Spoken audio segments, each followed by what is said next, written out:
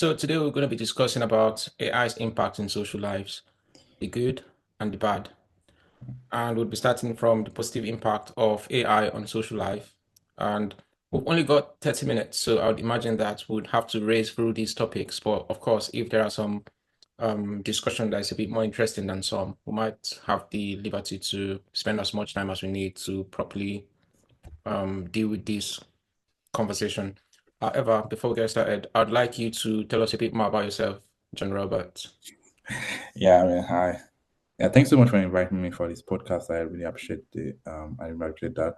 Yeah, a bit about myself. I'm John Roberts. I'm a machine learning and a data engineer in one of the big energy companies in Germany. I also own don'tfearai.com, which is a platform to discuss some of the things we're going to discuss today. And apart from that, I do a lot of travels, traveled about 40 countries already. I do quite a few investment also. I do a lot of fun things. But yeah, that's quite a bit about me. Right. So I would imagine that your career already aligns perfectly with the conversation we'll be having today. Am I correct? Yeah.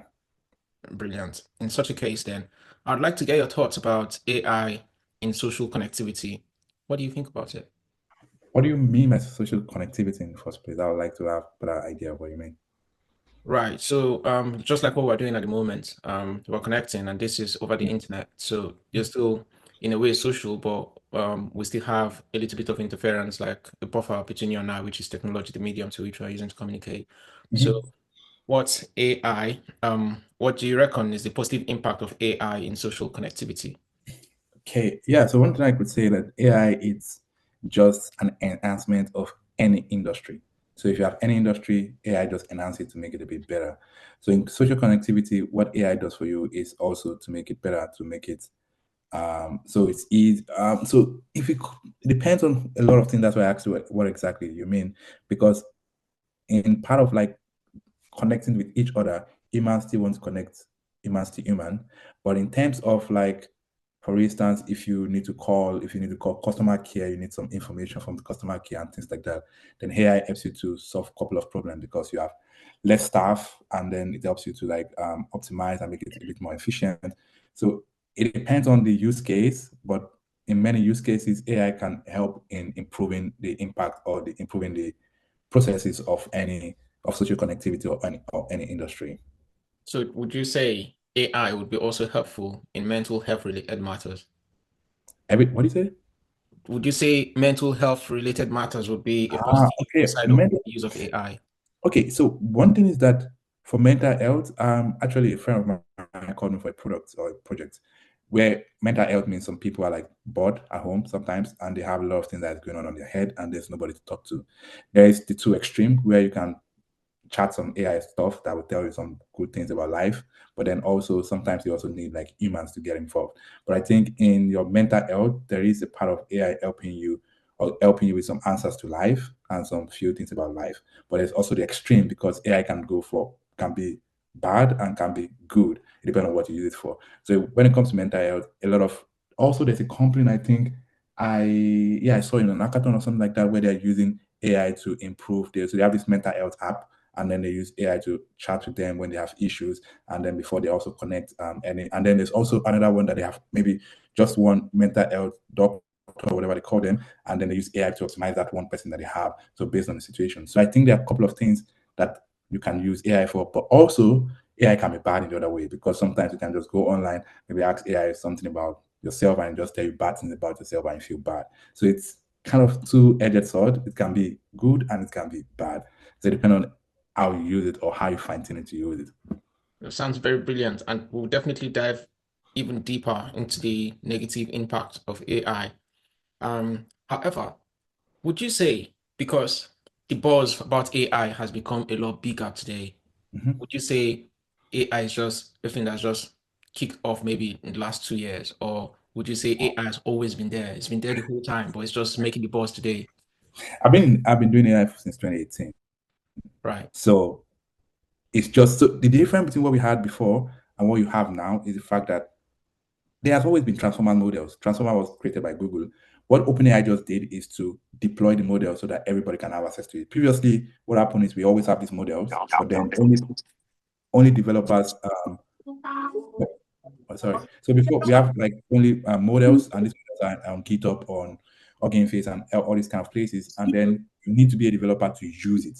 But what OpenAI did now was to make it easier for people that are not technical. They can actually use those things. So, for instance, you have autocomplete, you have facial recognition, you have face detection, you have a lot of things already, and all those things were AI already. So it's just that OpenAI just make it easier for people to get access to it, and then yeah, so that's the transformer models, the technology behind the GPT models has been there. In fact, the major argument now in AI is the fact that we need to change that back, the foundation of this whole thing we have now, because it's still the same thing we have been using for the last 5, 6 years.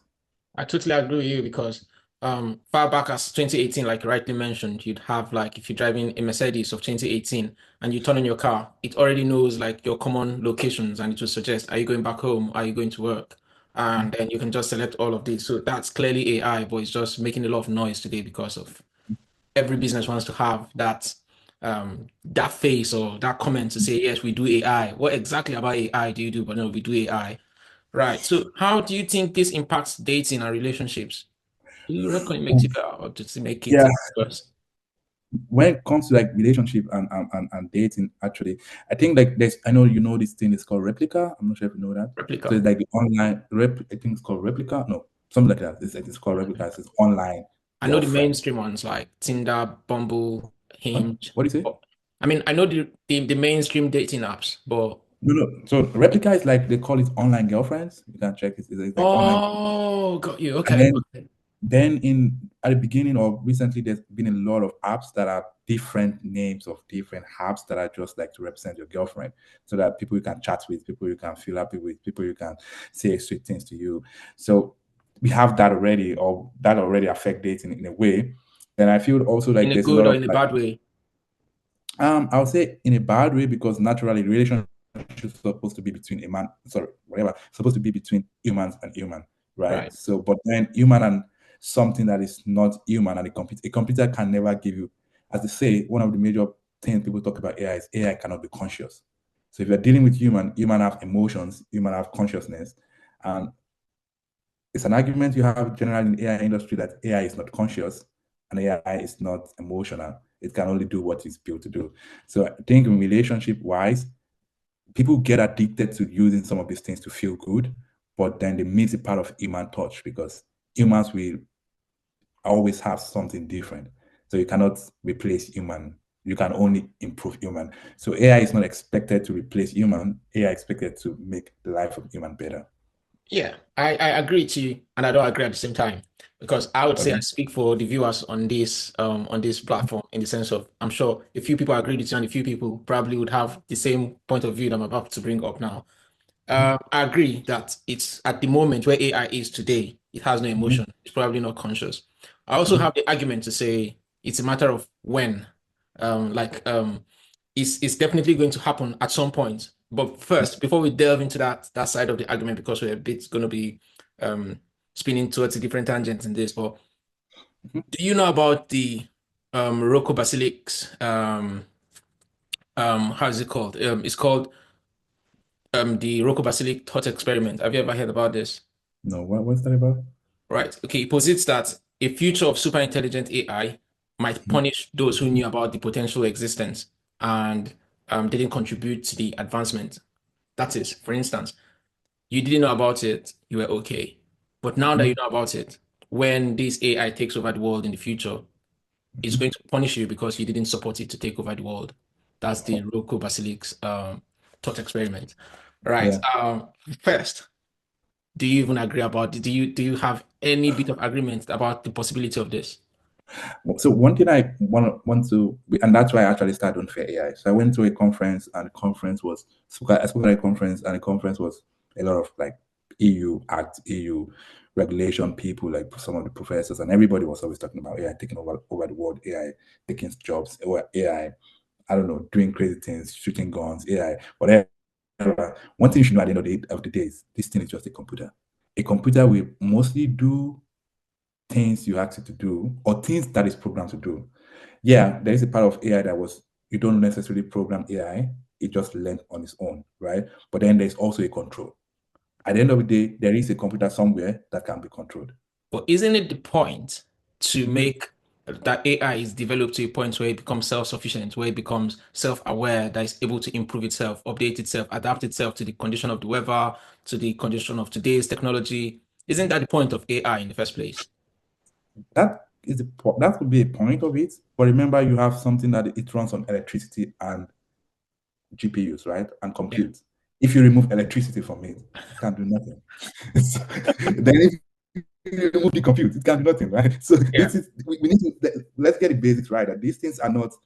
It's not like human. Once a baby is created, you can necessarily not unplug the baby except to kill the person, right? Yeah. Yeah. But for AI, if I reduce the compute, if I remove the electricity, it's not going to work. Right. Now, I'll put this. I'm sorry we're going more and more into this off tangent, but I think I find it a bit interesting, and I'm glad I've been vested with this power to control this meeting. So now let's talk about that for a second. Just like you are an adult, there was a time where your parent had full control over you. They'll tell you what to do and what not to do. But then Mhm, you've outgrown that time. You've been able mhm, to become your own man, earn money, and probably dictate to them what to do now. Do you not see it in the same model that the AI becomes more efficient, can process what like 20 million people would process in 1 second, and mhm, probably thinks 2,000 steps ahead of you, understands that it runs on electricity, and if it makes this action, probably it knows all the moves that you do. You'd probably cut down power here, cut down internet here, and then it improvises, makes a way to have like backup plans for this if it needs to go there. Well, hold that thought. And when we get towards the end and people are contributing, we'll probably come back to this. Now, let's go to the negative impact of AI on social lives. Talking about like social media addictions and mhm, echo chambers. mhm, How do you think AI negatively impacts today, in mhm. today's stage and today's excellence of AI? How do you Mhm. think this negatively impacts AI on social, like AI impacts social life through social media addictions and echo chambers? So to be honest with you, I will never say that AI has only positive side. It has a lot of negative side. For instance, I Right. posted a picture recently on my WhatsApp where you have a car and the AI can help you put a dent on the car and then you can make some money from insurance and things like that. Now, if you see an image on Instagram or an image anywhere, you're not sure the image is real, right? So you see things you're not sure that it's real. It's it can do now you can put it to maybe detect or to try to do like like giving people loan and then maybe discriminate if you are black then it doesn't give you loan or these kind of things. So there are a couple of things like that that we know that AI is going to have some negative impacts. But it's also like I feel like everything that has positive impact has negative impact. For instance, take the internet as an example. Internet came, it gave us a lot of positives, it gave us a lot of negatives, right? So it still depends on how do you use it. There will be some bad actors that will use it negatively to do bad things, for instance, war and whatever. Then Yeah. there will still be the good part. So do you want to stop it because of the bad part? Or do you, for instance, social media, everybody talks about social media, people are addicted to social media, but you also know that the same social media make people you have a lot of entrepreneurs on social media because of social media, right? You have people that have businesses, they can sell their market on social media. Mhm. Yeah. So you cannot completely say, oh, it's addictive, and then just remove it because if you remove it, you're removing also the positive part of things. So I think Right. that that's where we have a kind of, so I believe that there is the extreme part on both ends. There's the good and the bad part, but we try to optimize it for the good part. Right. That's been brilliantly said. So now to ask you the next question, let me bring it back in history. For instance, you've rightly said everything that is being developed for the goodness of humankind would also have the adverse ways which you can use them. If we talk about, say, for instance, axe, an axe they used to Yeah. like Right. break Mhm. wood. Um, when it was created, we had governance at the time that understood what this was, and the pace to which people developed more fancy axes was slow enough for the government to make like all those bureaucracy around it, like people that can own axes, and then to rifles where we are now in the world. Yeah. However, with the way AI is going and how fast it is going, there is hardly any government that knows about AI better than private companies. For Yeah. instance, Elon Musk is 2,000 miles ahead of the US.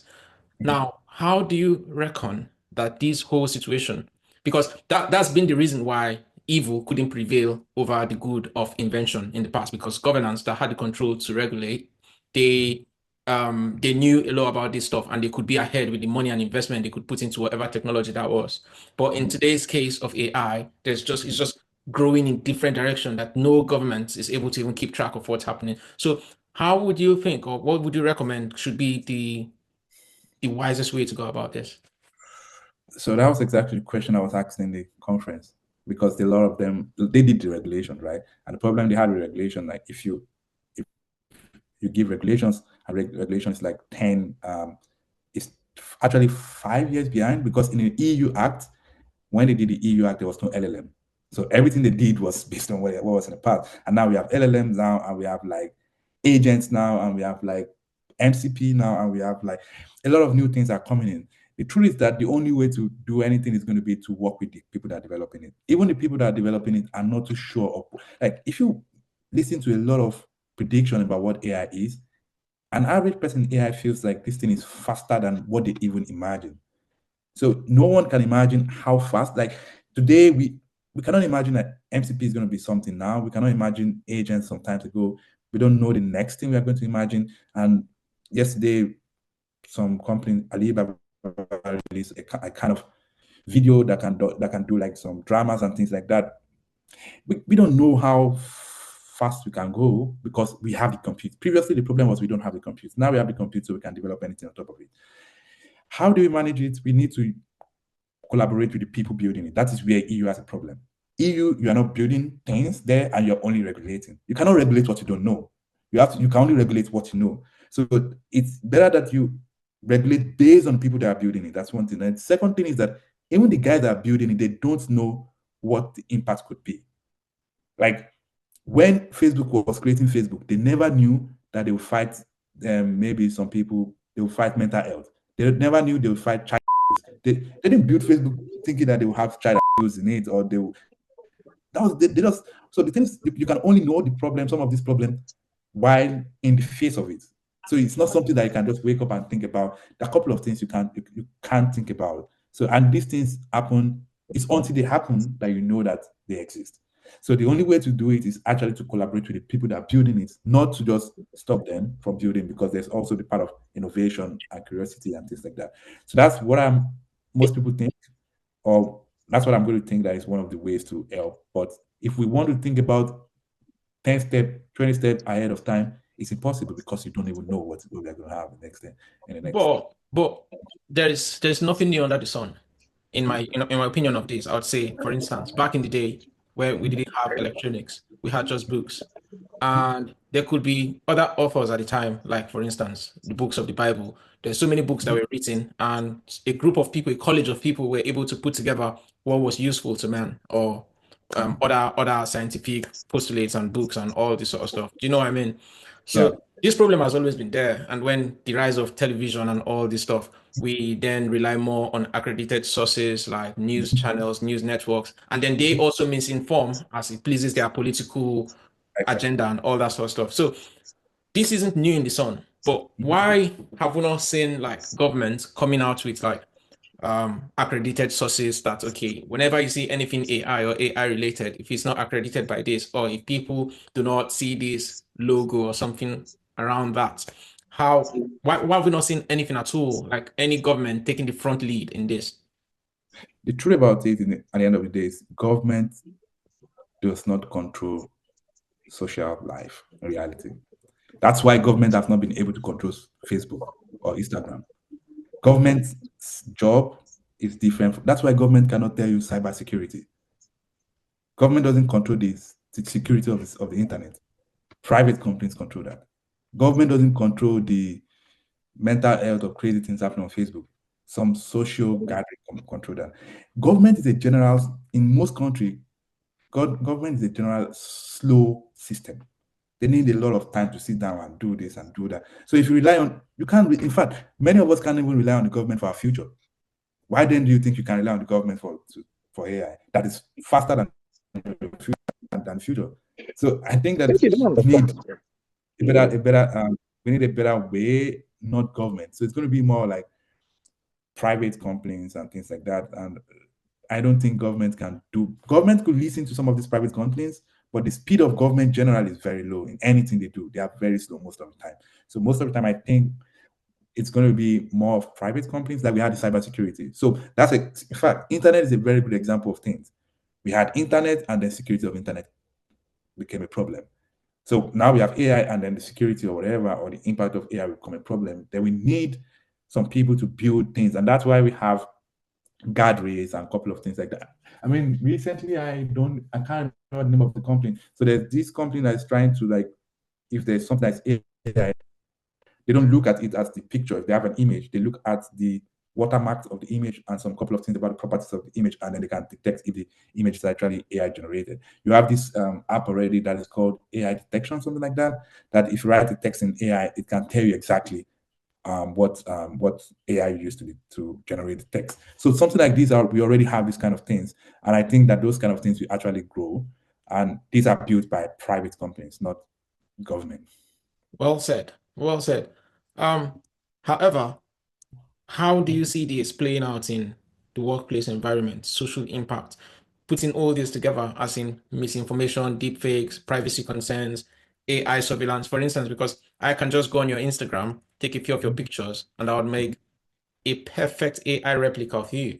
And then I would also Mhm, go to 11 Labs, get a couple mhm, of your audio that you've said, some videos you've done, bang it in mhm, there, and I'll mhm, get like an excellent replica of how you speak in your accent, everything, the whole procedure and all that, your pronunciations. Now, I could put all this together, mhm. put it out there that you said something slanderous about maybe the government where you live or something like that. Like, so how can you tackle these problems in workplace environment? Like, for instance, you can say something your boss didn't say, or you can make a problem like it wasn't you.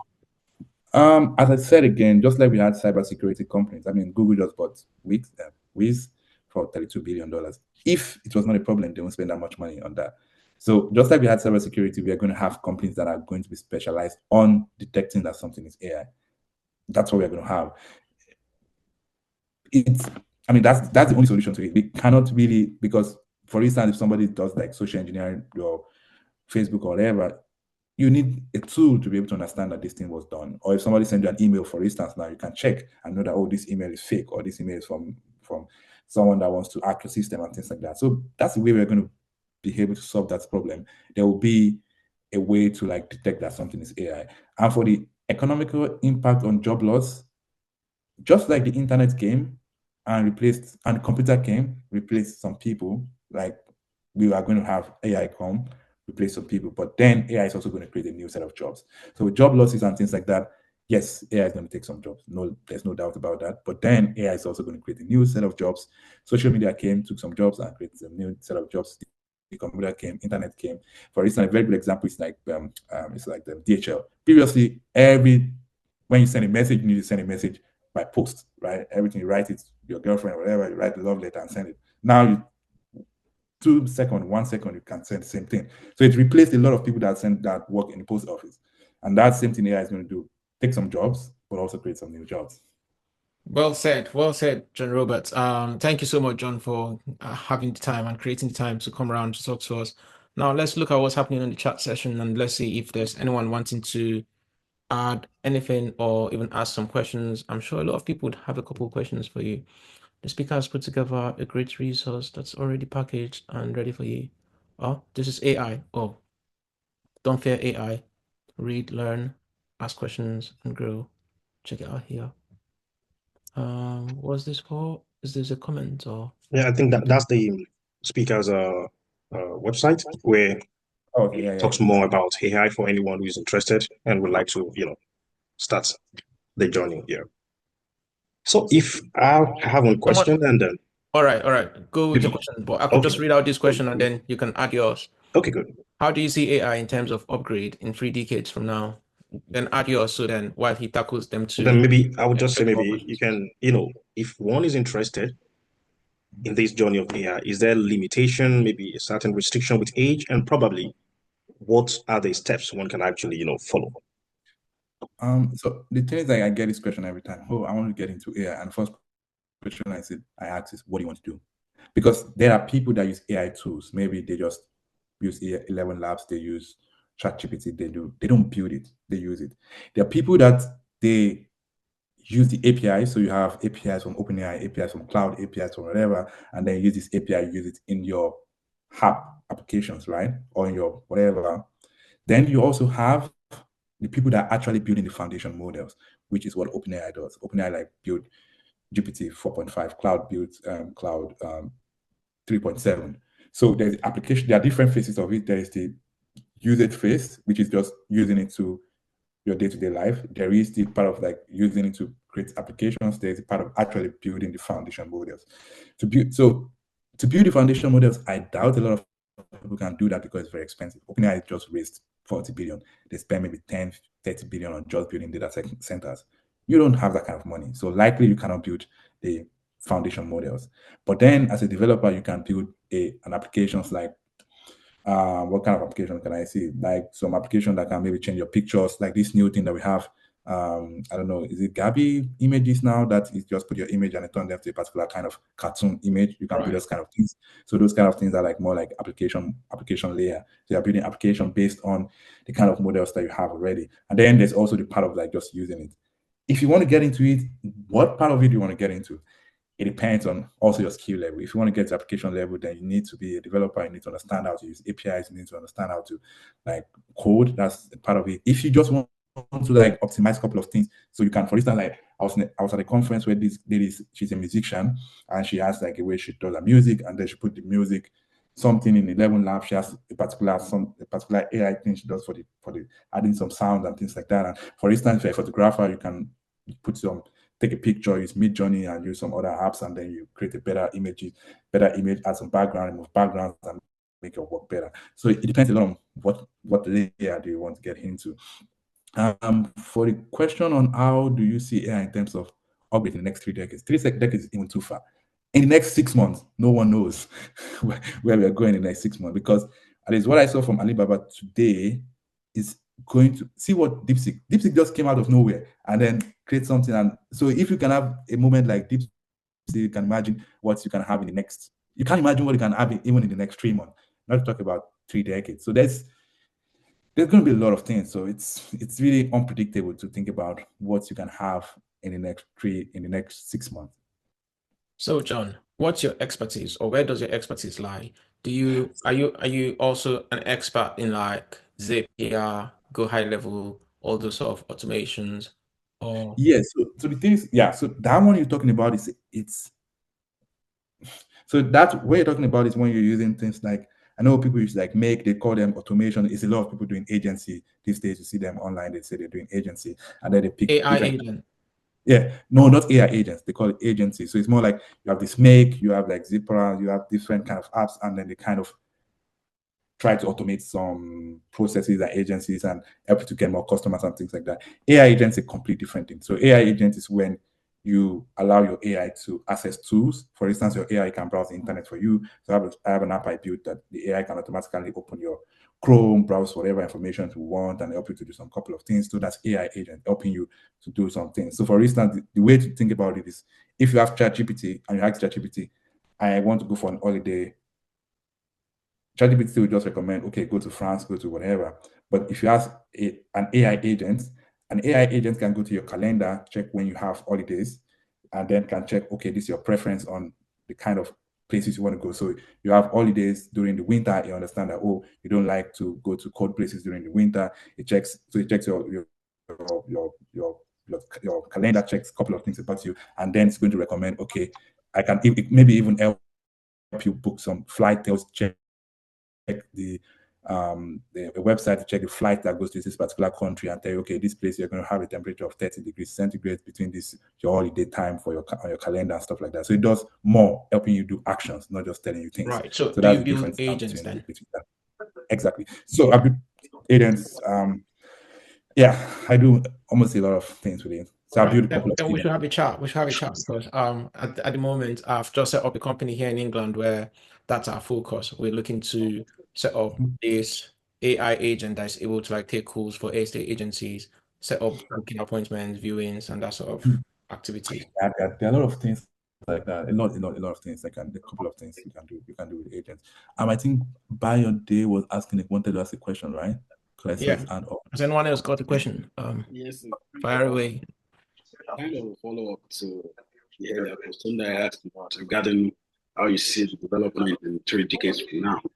And you made mention about the government being slow in terms of the response about regulation. But of course, as much as I agree with that point, government is all about regulatory mechanisms. They do more of regulation. So they will want ideally to understand the concept or before you make a kind of effective regulation towards that. And that's also taking the time and the pace at which the AI grows. Do you see a point where we get to that the threat level across board will be higher than the actual positive contribution to the society? I doubt that everybody wants to build something to harm the society. I think most people want to make the life of everyone better.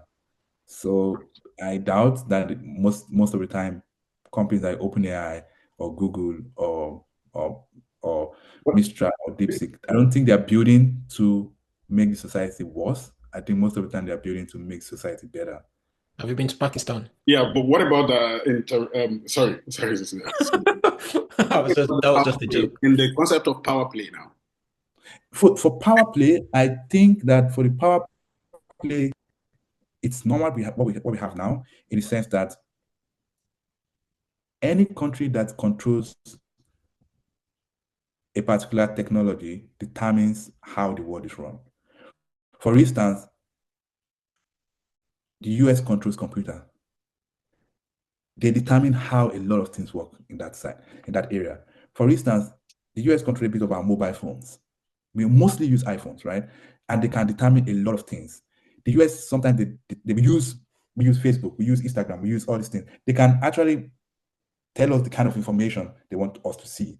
So that's why every country is trying to fight to own this thing so that they can dictate a couple of things to the world in general. So it's just a normal thing. It's just like the more power you own, or the more things, because AI is going to be used by a lot of people. So the more you can control those people because you own this technology, the more power you have. And that's why every country is trying to make sure they are not behind, so that they can control a lot of things with it.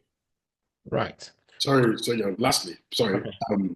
permit me to ask this, just in furtherance to this, I guess, too now. So you said United States controls a lot of the stuff now, but in terms of innovation, do you see, or in your opinion, would you say they are more innovative with the use of AI than China at the moment? To be honest with you, I don't like to argue China and US, because to be honest with you, China is doing really great now. I I just drove from Hamburg to Berlin, and we were in a Mercedes, and then we were talking about like these new BYDs and how because we need to charge and things like that, we need to charge for like some couple of minutes, and then BYD has a new technology where they charge for 5 minutes. So there's no way you see a car being charged for 5 minutes and you say that's not innovative. So you cannot, at this point in time, no one can doubt the fact that China is doing great. What the future is going to be, we don't know. But now everyone know, in every technology or in most things, China is doing great. And what the future holds, we don't know. But no one can say that China is not a player. They are big players in it. They have DeepSeek. I told you already, Alibaba launched something this morning or like yesterday, and this is not something that we have already or OpenAI have done before. This is something that is pretty much innovative, and they are really doing well, to be honest. I would agree with you. I would agree with you. In fact, I would say in the nearest future, China might be the new US because they would be ahead in like loads of drones, robots, infantry on war front, and all this sort of stuff that you need to be like very powerful in the world. So that future is close, but the US would never agree because of their big Western branding. I However, mean, let's see how the life goes. We never can see the future. But yeah. true. Thank you so much for your time. Yeah. About 12 minutes over the time, and it's been very interesting. That's why we've gone beyond the time. And No yeah, problem. so for Roku's Basilics thought experiment, now that you know about it, are you going to contribute to, just as a final thought, are you going to contribute to the super intelligence taking over the world, or would you rather be punished when it doesn't, or when it does? I mean, I love AI since for a long time, and I'm just doing it because I love AI since for a long time. So I will contribute it because I love it, but I don't really care about them because there's a lot of things that happen in Happy the for world. AI to take over us and make us their slaves. I don't know what that is going to be, but I think what I would say is I will build it so that I will understand how to make it not do something wrong. Right. Brilliantly said. Thank you very much once again. Thanks so much. And until next time, Yeah, have have a a good day. great night. And you Thank too. you, All Yeah, right. bye. everyone. Bye.